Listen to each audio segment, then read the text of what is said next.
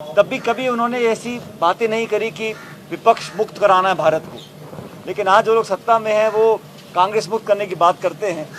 इस प्रकार की दुर्भावना वाली राजनीति को हमेशा राजीव जी ने नकारा था। PS senior secondary school Tabiji लेकर आए हैं online classes from pre nursery to class 12, 50% discount on girls fees. Online admission open. Visit dpsajmer.in। Rajiv ji को नमन करता हूं, श्रद्धांजलि अर्पित करता हूं। युवा सोच का एक ऐसा व्यक्तित्व जिसने देश को एक नई सोच दी, देश को इस बात के लिए तैयार किया कि 21वीं सदी में आने वाली चुनौतियों का मुकाबला करने के लिए देश 20वीं सदी में अपने आप को तैयार करे। नई शिक्षा नीति, दल बदल विरोधी कानून, बहुत सारी ऐसी बातें हैं। बहुत महिलाओं के प्रति उनका जो एक महिलाओं की जो पीड़ा समझने का उनका एक भाव था। कंप्यूटर की बात हो, मोबाइल की बात हो, देश को एक नया रूप देने की बात हो, राजीव जी ने हर क्षेत्र में पहल की। मैं ऐसे विशाल व्यक्तित्व को आज जो हमारे बीच में नहीं है, देश की एकता अखंडता, देश के लिए जिन्होंने अपनी कुर्बानी दी, ऐसे व्यक्तित्व को नमन करता हूँ, श्रद्धांजलि अर्पित करता हूँ और ईश्वर से प्रार्थना करता हूँ कि हम सबको ताकत दे कि हम उनके बताए मार्ग पर चल सकें। सर, इंदिरा रसोई का आगाज हो रहा है आज से। बीएससी की मीटिंग है। विधानसभा के सत्र में आगे क्या विषय लिए जाएंगे, कब कब उन पर चर्चा होगी, इन सब पे आज 3 बजे बीएससी है, उस पर फैसला होगा और उसके अनुरूप हम आने वाले समय में कल और उसके बाद सोमवार को जैसा भी बीएससी का तय होगा हम अपना कार्यक्रम निर्धारित करें। सर, इंदिरा रसोई के बारे में थोड़ा बताएं। इंदिरा रसोई अपने आप में एक अनूठी योजना है। आज इसकी शुरुआत हो रही है। मुख्यमंत्री जी ने पहले दिन से कहा, जब से कोविड आया उससे पहले और उसके पहले भी कांग्रेस तो हमेशा कहती आई है हम गरीबों के साथ हैं, तो किसी को भूखा नहीं रहने देंगे, किसी को भूखा नहीं सोने देंगे और हम इंदिरा रसोई जैसी योजनाओं के माध्यम से देश की गरीब जनता के सामने एक ऐसा विकल्प प्रस्तुत करेंगे कि देश में किसी को भूखा नहीं रहना पड़े।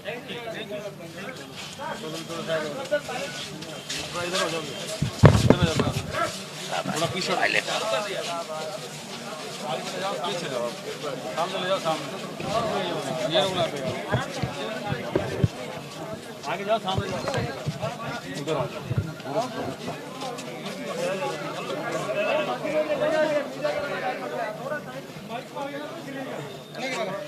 आज भारत रत्न पूर्व प्रधानमंत्री राजीव गांधी जी की जयंती है। हम सब लोगों ने प्रदेश कांग्रेस कमेटी के मुख्यालय पर उनको श्रद्धासुमन अर्पित किए, पुष्पांजलि अर्पित करी और उनके द्वारा जो योगदान रहा भारत के राजनीतिक परिप्रेक्ष्य के माध्यम से और देश की राजनीति में, मैं समझता हूं कि राजीव जी ने बहुत कम समय में वो काम कर दिखाया। 80 के दशक में अगली शताब्दी की नींव रखने के लिए क्या तैयारियां नौजवानों को करनी है। आईटी, टेलीकॉम, कंप्यूटर का जो रेवोल्यूशन देश में आया, उनकी परिकल्पना थी और आज उनको गए लगभग 30 साल हो गए। लेकिन मैं समझता हूँ आज भी नौजवानों के लिए एक बहुत बड़ी प्रेरणा का स्रोत हैं। हम सब न सिर्फ कांग्रेस जन, लेकिन वो ज़माना ऐसा था जब राजीव गांधी जी न सिर्फ देश लेकिन दुनिया भर के लिए एक प्रतीक बन गए थे। आज उनको हमने याद किया और मैं समझता हूँ कि उन्होंने जो रास्ता दिखाया है इस देश में, चाहे पंचायती राज का गठन हो, चाहे एंटी डिफेक्शन कानून हो, दुनिया भर के जो बदलाव वो लेकर आए पार्लियामेंट के माध्यम से, एक प्रचंड बहुमत उनके पास था। 400 सांसद होने के बावजूद, जब भाजपा के पास सिर्फ 2 सांसद थे, तब भी कभी उन्होंने ऐसी बातें नहीं करी कि विपक्ष मुक्त कराना है भारत को। लेकिन आज जो लोग सत्ता में हैं वो कांग्रेस मुक्त करने की बात करते हैं। इस प्रकार की दुर्भावना वाली राजनीति को हमेशा राजीव जी ने नकारा था। एक सरल, शांत स्वभाव के, मधुरभाषी, पढ़े लिखे, नौजवान, अच्छा बोलने वाले एक ऐसे नेता थे जिसको पूरे देश और दुनिया पर गर्व था। आज उनको हमने याद किया और आने वाले समय में उनका अनुसरण कांग्रेस पार्टी करेगी, ऐसा मुझे पूरा विश्वास है।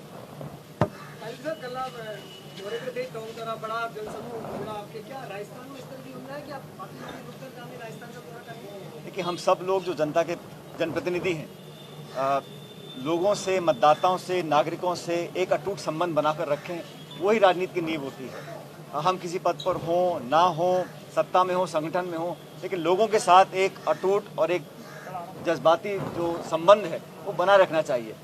टोंक मेरा निर्वाचन क्षेत्र है, वहाँ के लोगों ने मुझे बहुत भारी बहुमति के जिताया था 1.5 साल में हम लोगों ने वहाँ काम भी किया, लेकिन आने वाले समय में और उस काम को गति दें, इस बात को लेकर क्षेत्र में गया था, सबसे मुलाकात करी।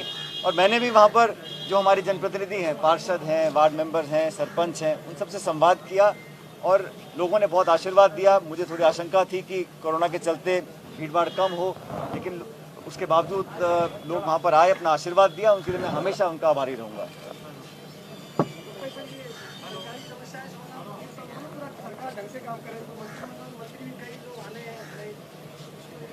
इसमें बहुत ज़्यादा बयानबाजी और अखबार में छप रहा है खबर। सरकार कांग्रेस पार्टी की बहुमत से बनी थी, कांग्रेस की सरकार अच्छा काम कर रही है। जो बात हम लोगों को सुझाव के रूप में देनी थी कांग्रेस पार्टी को, वो दी है। उसके बाद एक कमेटी का गठन हो चुका है। अब कमेटी बहुत जल्द, मैं समझता हूँ आने वाले समय में सबसे संवाद करने के बाद जो कुछ भी अगले कदम उठाने उसको उठाएगी। इसमें बहुत ज़्यादा इसमें ढूंढने की कोशिश ना करें और कौन किस पद पे रहता है नहीं रहता, बहुत सी अटकलें लगाई जा रही हैं।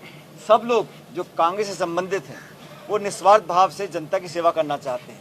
जो जिम्मेदारी दी है उसको पूरी निष्ठा से निभा रहे हैं। इसलिए बहुत ज़्यादा आंकलन लगाने की ज़रूरत नहीं है। जो होगा बढ़िया होगा, सबको साथ लेकर होगा। मैंने कल भी कहा था, जो भी निर्णय लिए जाएंगे सबका उसमें कंट्रीब्यूशन हो, सबकी भागीदारी हो, सबके समन्वय के साथ काम हो, क्योंकि 3 साल के बाद दोबारा चुनाव जनता के बीच हमको लड़ने जाना है। अपने वादे पूरे होंगे, जनता की कसौटी पे खरा उतरेंगे, तभी पुनः कांग्रेस की सरकार चुनकर दोबारा वापस आएगी। बदलाव को लेकर कमेटी जो है वो बहुत जल्द राजस्थान में आने वाली है। कमेटी अपना काम भी करेगी, निकाय चुनाव भी है। क्योंकि बदलाव अगर होंगे, चीज़ें बहुत अच्छे से चलेंगी, तो जाहिर सी बात है कि जो निचले स्तर के चुनाव है, निकाय चुनाव है, और चुनाव पंचायत चुनाव है, तो बदलाव जो होगा उससे स्पीड बढ़ेगी कांग्रेस की। मुझे लगता है कि पहले जो चुनाव हुए थे बहुत बेहतर प्रदर्शन कांग्रेस पार्टी ने किया। विधानसभा में हम सिर्फ 21 सदस्य थे, बावजूद उसके हमने प्रधान बनाए, प्रमुख बनाए, 12-13 प्रमुख बने, अनेकों प्रधान बनाए। नगर पालिका चुनाव में हमने उस समय की जो मुख्यमंत्री वसुंधरा राजे थी, वहाँ पर हमने चाहे झालावाड़ हो, चाहे बारा हो, चाहे धौलपुर हो, जो उस समय की मुख्यमंत्री का गढ़ था, वहाँ पर कांग्रेस पार्टी चुनाव जीती थी। तो कोई कारण नहीं है कि अब जब भी चुनाव होंगे, जब स्थिति नॉर्मल हो जाएगी तो तमाम चुनाव हम जीतेंगे। धरातल पर कांग्रेस पार्टी मजबूत है और कांग्रेस को मजबूत करने के लिए सब लोग लगे हुए हैं। समय समय पर बदलाव भी होंगे, लेकिन संगठन के माध्यम से चुनाव जो हम लड़ेंगे उसमें निश्चित रूप से जीतेंगे। सुशांत सिंह को लेकर के अब सीबीआई जांच हो चुकी है और अब सत्ता में वहाँ कांग्रेस ने बैठी। क्या लगता है कि मुझे लगता है कि जब सुप्रीम कोर्ट का निर्णय आ गया, इस तरफ टीका टिप्पणी करने का कोई ज़रूरत नहीं है। सुप्रीम कोर्ट ने निर्णय ले लिया, उसका सबको आदर सम्मान करना चाहिए। निष्पक्ष जांच हो, सच बाहर निकल कर आए, ताकि सारी सफाई हो जाए। इसमें इतनी राजनीति करी जो गई है, मैं समझता हूँ वो रिक्वायर्ड नहीं थी। और अब अंततः जब सुप्रीम कोर्ट ने अपना निर्णय दे दिया, उसके बाद इस बात पर पूरा विराम लग जाना चाहिए।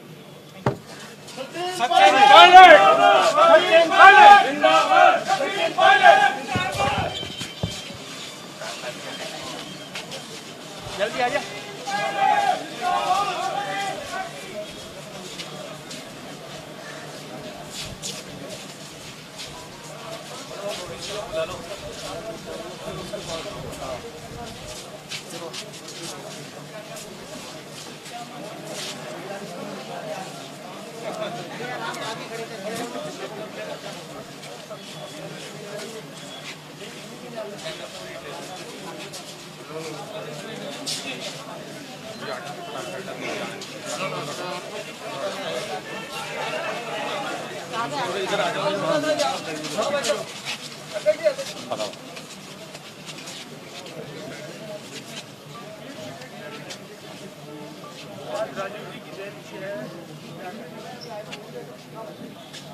हमारे महान नेता स्वर्गीय राजीव गांधी जी की जयंती के ऊपर उनकी चित्र को पुष्पांजलि अर्पित की गई है।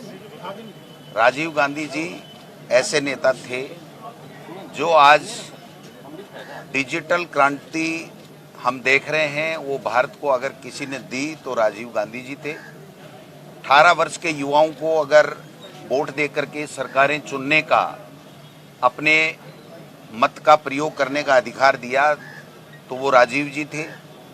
महिलाओं को स्थानीय निकायों में और पंचायती राज में अगर 33% आरक्षण देने का काम किया तो वो राजीव जी थे।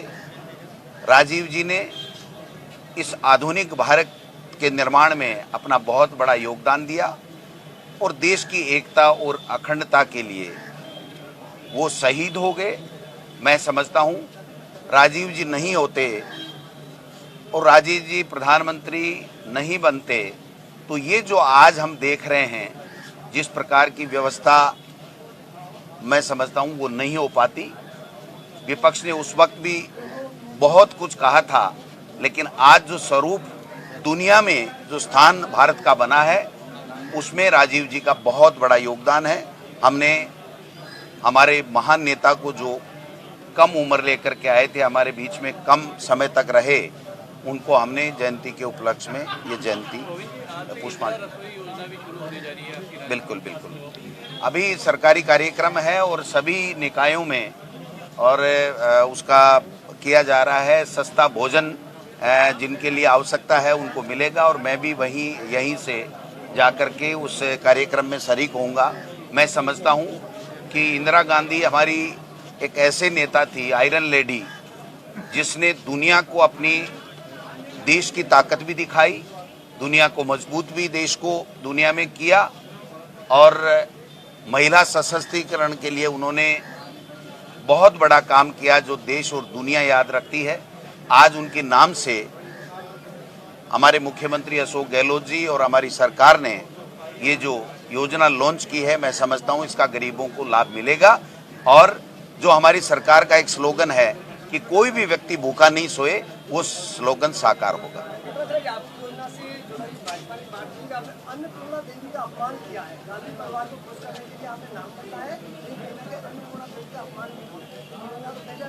भाजपा और भाजपा में केंद्र में बैठे लोग तो पूरे देश का अपमान कर रहे हैं, पूरी सेना का अपमान कर रहे हैं, पूरे युवाओं का अपमान कर रहे हैं।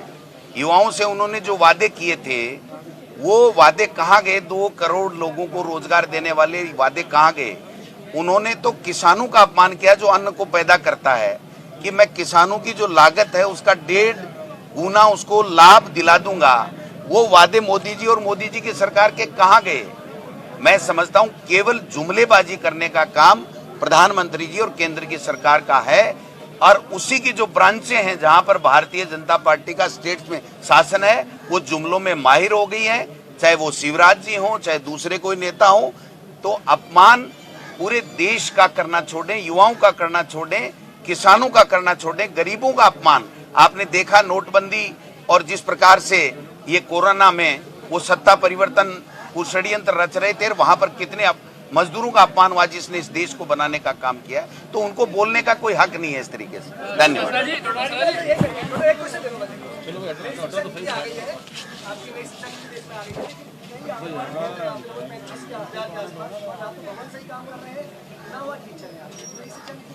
देखिए 1986 में राजीव गांधी जी नई शिक्षा नीति लेकर के आए थे और जो शिक्षा का ढांचा पूरे देश में दिख रहा है उसमें जवाहरलाल नेहरू के बाद में राजीव गांधी जी का बहुत बड़ा योगदान रहा। ये जो शिक्षा नीति लाई जा रही है ये केवल मात्र 1986 की राजीव जी की शिक्षा नीति को तोड़ मरोड़ करके अपना ब्रांडिंग, मोदी ब्रांडिंग देने की बात है। एक भी ऐसा विजन इस नई शिक्षा नीति में उन्होंने नहीं दिखाया है जिससे हमारे युवाओं को रोजगार मिल सके, युवाओं को ज्यादा से ज्यादा रोजगार कैसे मिले ये नहीं दिखाया। स्टेट्स की अपनी अपनी व्यवस्थाएं हैं, अपने अपने सीमित संसाधन हैं, उसको कहाँ किस प्रकार से उनको बजट देना है।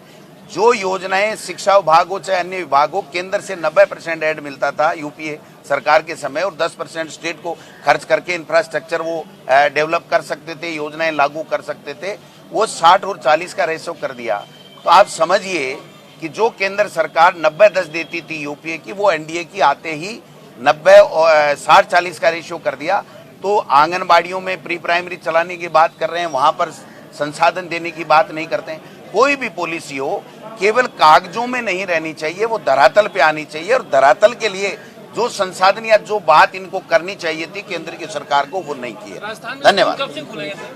वो केंद्र सरकार की गाइडलाइन पे निर्भर करता है कि जो गाइडलाइन केंद्र सरकार ने दी है वो मैंडेटरी है स्टेट्स के लिए, जिस एक्ट और जिस धारा में उन्होंने दी है। हमने आग्रह किया केंद्र की सरकार से कि स्टेट्स की अपनी अपनी परिस्थितियां हैं तो उनके ऊपर छोड़ना चाहिए। अगर वो स्टेट्स पे छोड़ते हैं तो एक रोड मैप के साथ पे हम सरकार कब चालू करेगी स्कूलें उसके ऊपर हम निर्णय करेंगे।